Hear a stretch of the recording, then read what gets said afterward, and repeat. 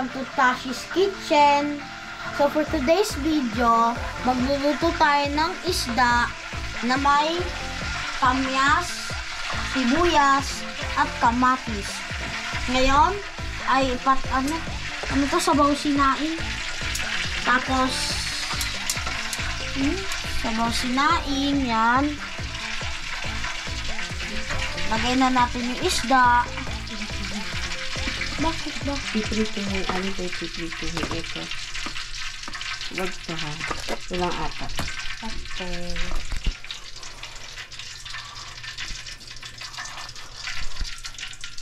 Dito po. Hindi yan. Ay.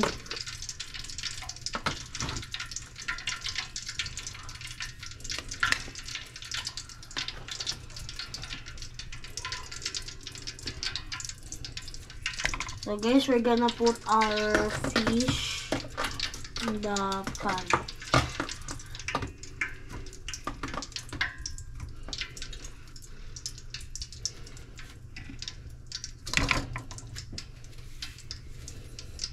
Yan.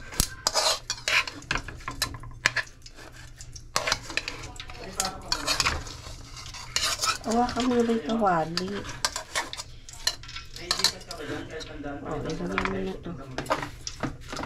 So guys, we're gonna put kamyas and sibuyas and kamatis. May sili din yan. Ay, may sili. Yung sabi ni. Kaya mo.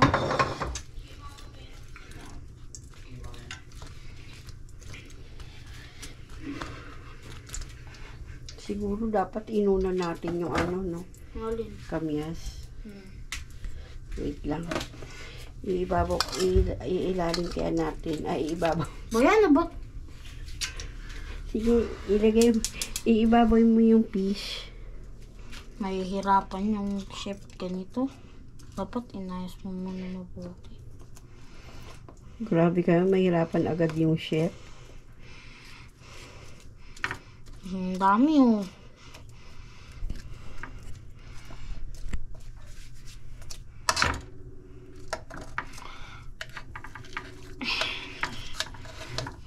Diba? Hirap.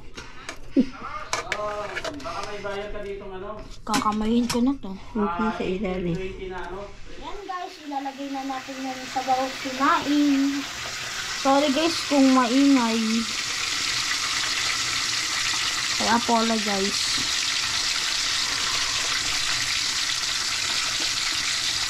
And lagay tayo ng isang spoon ng asin.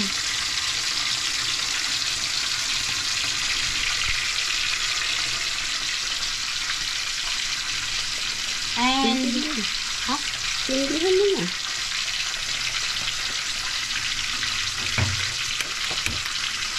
and guys. So guys, babalikan ko kayo ng 10 minutes. Tatakpan mo yan. Tatakpan natin to. Walang tayo ng takpanan. Okay.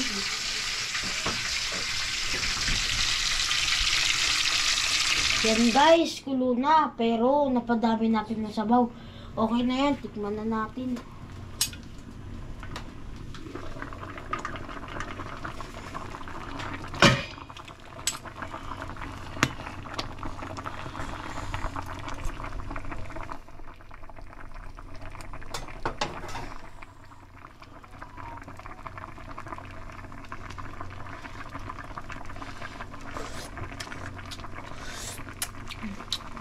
Yan guys, tama sa lasa at tama sa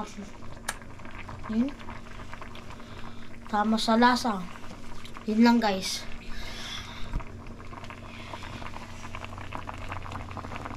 Yan guys, oh. Sarap.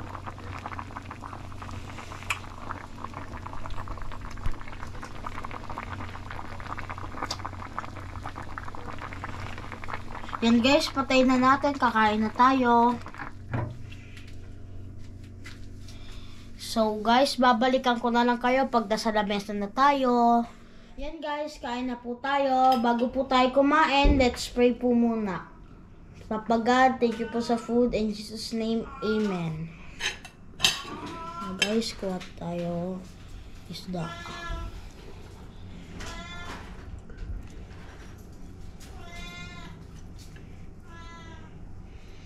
Ang konti mo.